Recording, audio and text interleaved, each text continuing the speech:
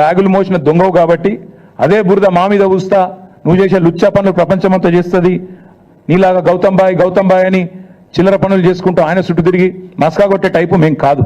మాకు ఆ కర్మ పట్టలేదు. ఒకటి మాత్రం పక్కా చెప్తున్నా, నువ్వు ప్రశ్నించినా ప్రశ్నించకపోయినా నువ్వెన్ని డ్రామాలు చేసినా, నేనేదో రాహుల్ గాంధీ గట్టిగానే వరకు దిగినవు రంగంలోకి, మాకు వెళ్ళదని కాదు. రాహుల్ గాంధీ 2 ఫోన్ చేసి దొబ్బితే ఇక ఇజ్జత్ పోయింది, ఎట్లాగో మార్కెట్లో ఏదో ఒకటి చేయాలని చెప్పి కవరింగ్ కోసం నిన్న దిగినావు, తప్పు ఒప్పుకున్నావు. అదాని నుంచి 100 కోట్ల విరాళం ఏదైతే తీసుకున్నావో చెంపలేసుకున్నావు.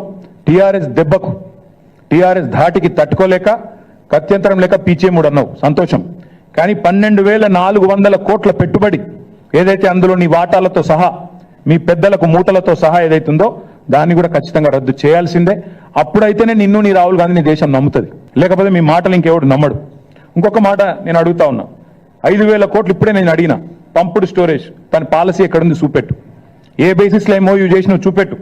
అట్లాగే మూసీని మురికి కూపంగా మార్చే అంబుజా సిమెంట్ ఫ్యాక్టరీ కోసం 1,400 కోట్ల పెట్టుబడి ఏ బేసిస్లో పెట్టుకున్నావు చెప్పు.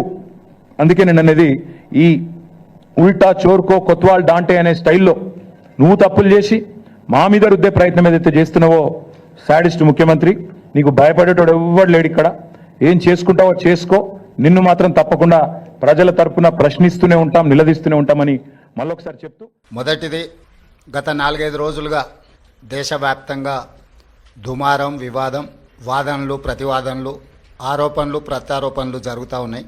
దానికి Gautam Adani group of companies కేంద్ర బిందువుగా ఈ చర్చలు కొనసాగుతున్నాయి. ఈ చర్చల సందర్భంగా అప్పుడప్పుడు, ముఖ్యంగా మొన్న మహారాష్ట్ర ఎన్నికల సందర్భంగా పాత్రికేయ మిత్రులు శ్రీ రాహుల్ గాంధీ గారి పత్రికా సమావేశంలో అదానీ గారి నుండి తెలంగాణ రాష్ట్ర ప్రభుత్వం, ఆ రాష్ట్ర ముఖ్యమంత్రి రేవంత్ రెడ్డి గారు నిధులను స్వీకరించిండ్రు కదా, కాంగ్రెస్ పార్టీ ఏ విధంగా అదానీ గారి తప్పులను ప్రశ్నిస్తారు అని చెప్పి పాత్రికేయ మిత్రులు ప్రస్తావించడం జరిగింది.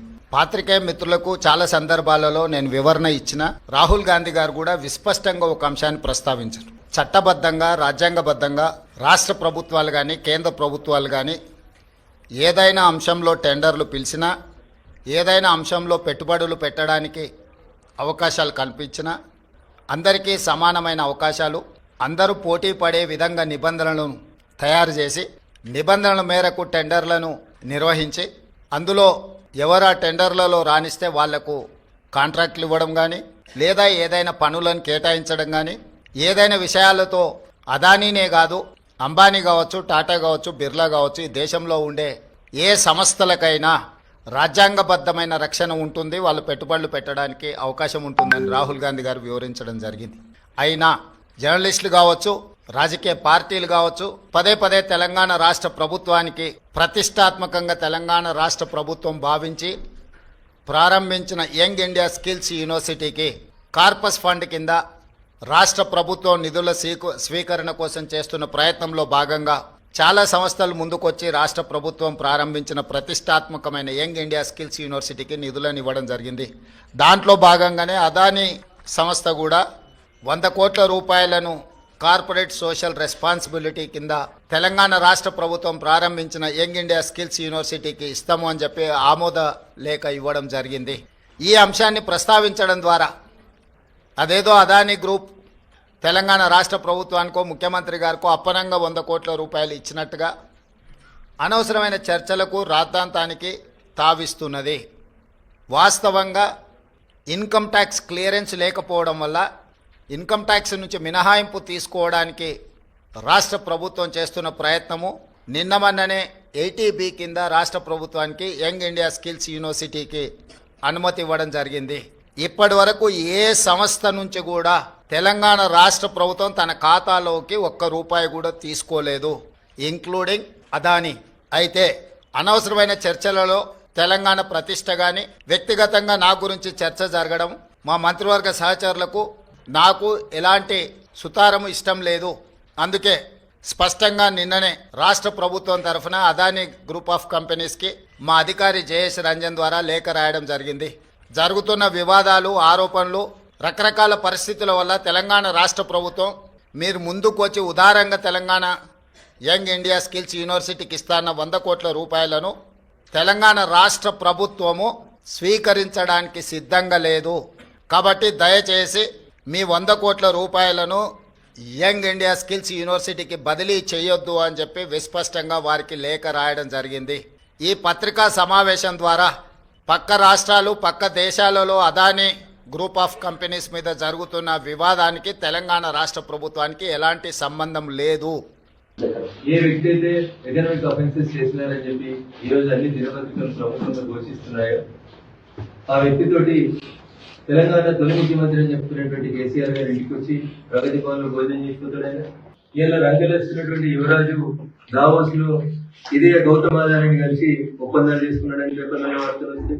ఇదే తెలంగాణ ఇప్పుడు ప్రస్తుతం ఉన్నటువంటి ముఖ్యమంత్రి రేవంత్ రెడ్డి గారు కూడా గౌతమ్ అదానీని కలిసి పెట్టుబడుల కోసం ఆహ్వానించినాడు, తెలంగాణలో పెట్టుబడులు తీసుకొస్తున్నాడని చెప్తారు.